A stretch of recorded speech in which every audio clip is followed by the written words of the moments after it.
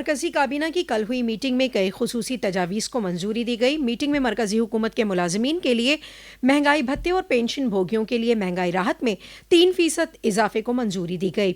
वजीर बराए इत्तलात व नशरियात अश्विनी वैष्णव ने नई दिल्ली में बताया कि इससे मरकजी हुकूमत के तकरीबन 49,20,000 मुलाजमीन और 68,70,000 पेंशन भोगियों को फ़ायदा हासिल होगा। ये इजाफा इस साल 1 जुलाई से नाफिज होगा। मीटिंग में मरकजी काबीना ने पूरे मुल्क में 57 नए केंद्रीय विद्यालय खोलने को और दलहन में खुद इन्हिसारी मिशन को भी मंजूरी दी है। घरेलू पैदावार में इजाफे और दलहन में खुद इन्हिसारी हासिल करने के मकसद से ये तारीखी इकदाम किया गया है। इसके साथ ही मार्केटिंग सेशन 2026-27 के लिए सभी लाजमी रबी फसलों की कम से कम हिमायती कीमत में इजाफे को भी कैबिनेट ने मंजूरी दे दी है। मीटिंग में हुए फैसलों पर वजीर आजम नरेंद्र मोदी ने कहा है कि 57 नए केंद्रीय विद्यालयों का कयाम मेयारी तालीम तक पहुंच बढ़ाने की सिमत में एक तारीखी कदम है। उन्होंने कहा कि किसानों की भलाई यकीनी करने के लिए हुकूमत ने दलहन में इन्हिसारी मिशन को मंजूरी दी है। दरियासना वजीर आला योगी आदित्यनाथ ने मरकजी काबीना की मीटिंग में हुए फैसलों पर वजीर आजम नरेंद्र मोदी के तईं तशक्कुर का इजहार किया है। मुल्क आज बाबाए कौम महात्मा गांधी की 156वीं यौम पैदाइश पर खराज अकीदत पेश कर रहा है। वजीर आजम नरेंद्र मोदी ने राजघाट पर बाबाए कौम महात्मा गांधी और विजय घाट पर लाल बहादुर शास्त्री को खराज अकीदत पेश किया। दारुल हुकूमत दिल्ली में महात्मा गांधी की समाधि राजघाट पर सर्वधर्म प्रार्थना सभा का इनेकाद किया गया। आज ही साबिक वजीर आजम लाल बहादुर शास्त्री को भी उनकी 121वीं यौम पैदाइश पर खराज अकीदत पेश किया जा रहा है। सदर जमहूरिया द्रौपदी मुर्मू ने भी इस मौके पर खराज अकीदत पेश किया। इस मौके पर दारुल हुकूमत लखनऊ समेत पूरी रियासत में मुख्तलिफ प्रोग्रामों के जरिए खराज अकीदत पेश किया जा रहा है। बाबाए कौम महात्मा गांधी और मुल्क के साबिक वजीर आजम लाल बहादुर शास्त्री की यौम पैदाइश पर उत्तर प्रदेश के वजीर आला योगी आदित्यनाथ ने खराज अकीदत पेश किया। गोरखपुर के गोरखनाथ मंदिर में दोनों अजीम हस्तियों की तस्वीर पर गुलपोशी करते हुए वजीर आला ने कहा कि डबल इंजन हुकूमत बाबाए कौम और शास्त्री जी के ख्वाबों को शर्मिंदा ताबीर कर रही है। बाबाए कौम के ख्वाबों को शर्मिंदा ताबीर करने को आज वजीर आजम नरेंद्र मोदी की क़यादत में स्वदेशी मुल्क और दुनिया के लिए मॉडल बन रही है। वजीर आला ने कहा कि स्वदेशी सिर्फ खादी तक महदूद नहीं है बल्कि मौजूदा वक्त में हिंदुस्तान की रोजमर्रा की जिंदगी का हिस्सा बन रही है। जनाब योगी ने बताया कि 25 से 29 सितंबर तक ग्रेटर नोएडा में रियासती हुकूमत ने उत्तर प्रदेश के प्रोडक्ट को प्लेटफॉर्म देने के लिए और उन्हें आलमी बाजार तक पहुंचाने के लिए Uttar Pradesh international trade show का इनेकाद किया था। वजीर आला योगी आदित्यनाथ ने स्वदेशी को फरोग देने के लिए दिवाली से कबल रियासत के हर एक अजला में उत्तर प्रदेश ट्रेड शो की तर्ज पर स्वदेशी मेला मुनक़िद करने के अहकाम दिए हैं। इसके साथ ही आज से रियासत में खादी अशिया की खरीद पर 25% छूट का भी इफ्तिताह हो रहा है।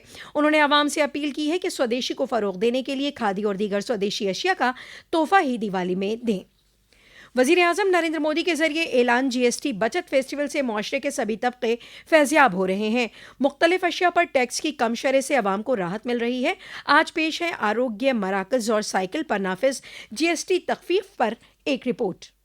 लोगों को बड़ी राहत देते हुए सरकार ने नई जीएसटी सुधारों को लागू कर दिया है। नई जीएसटी सुधारों के अंतर्गत सरकार ने जिम और फिटनेस सेंटर पर कर की दर को 18% से घटाकर 5% कर दिया है। इसके साथ ही सरकार ने साइकिल पर भी जीएसटी दर को 12% से घटाकर 5% कर दिया है। जीएसटी करों में यह कटौती फिट इंडिया मूवमेंट जैसी राष्ट्रीय स्वास्थ्य पहलों को बढ़ावा देती है।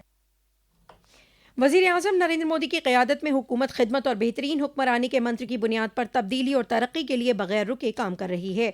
खुसूसी सीरीज सेवा पर्व में आज हम आपको बता रहे हैं कि किस तरह मोदी हुकूमत हिंदुस्तान की तरक्की के सफर में शुमाल मशरक को मुस्तहकम तवस्सुत बनाने पर जोर दे रही। इस क्षेत्र के लिए पिछले 11 वर्ष में नरेंद्र मोदी सरकार ने समावेशी विकास के लिए परिवर्तनकारी दृष्टिकोण अपनाया है। इससे इस क्षेत्र का अभूतपूर्व विकास हुआ है और ये राष्ट्रीय मुख्यधारा में शामिल हो गया है। 23 मार्च 2025 को नई दिल्ली में rising north east investors summit में प्रधानमंत्री नरेंद्र मोदी ने एक विकसित भारत के निर्माण में पूर्वोत्तर की महत्वपूर्ण भूमिका पर बल दिया था। विकसित भारत के निर्माण के लिए पूर्वी भारत का विकसित होना बहुत जरूरी है और नॉर्थ ईस्ट पूर्वी भारत का सबसे अहम अंग है। हमारे लिए ईस्ट का मतलब सिर्फ एक दिशा नहीं है, हमारे लिए ईस्ट का मतलब है empower, act, strengthen and transform. पूर्वी भारत के लिए यही हमारी सरकार की नीति है। बुराई पर अच्छाई, झूठ पर सच्चाई और नाइंसाफी पर इंसाफ की फतेह की अलामत विजयादशमी आज पूरी रियासत में जोशो खरोश के माहौल में रवायती तरीके से धूमधाम से मनाई जा रही है। रियासत के मुख्तलिफ हिस्सों में खुसूसी तौर से देही इलाकों में आज दशहरा मेलों के इनेकाद किए जा रहे हैं। दशहरे के मौके पर गोरखपुर वाकई गोरखनाथ मंदिर के जरिए आज निकाले जाने वाली विजय शोभा यात्रा में गोरक्षपीठ के महंत और रियासत के वजीर आला योगी आदित्यनाथ शामिल होंगे। गवर्नर आनंदीबेन पटेल और वजीर आला योगी आदित्यनाथ ने रियासती अवाम को विजयदशमी की मुबारकबाद दी है और पद्म भूषण और पद्म विभूषण से सरफराज छन्नूलाल मिश्रा का आज मिर्जापुर में इंतकाल हो गया। उन्होंने क्लासिकल मौसीकी को आवाम तक पहुंचाने के साथ हिंदुस्तानी रवायत को आलमी प्लेटफॉर्म पर कायम करने में अपना कीमती ताउन दिया था। इसी के साथ आकाशवाणी लखनऊ से इलाकाई खबरों का ये बुलेटिन खत्म हुआ। अगला बुलेटिन दोपहर 2 बजे FM पर नश्र किया जाएगा।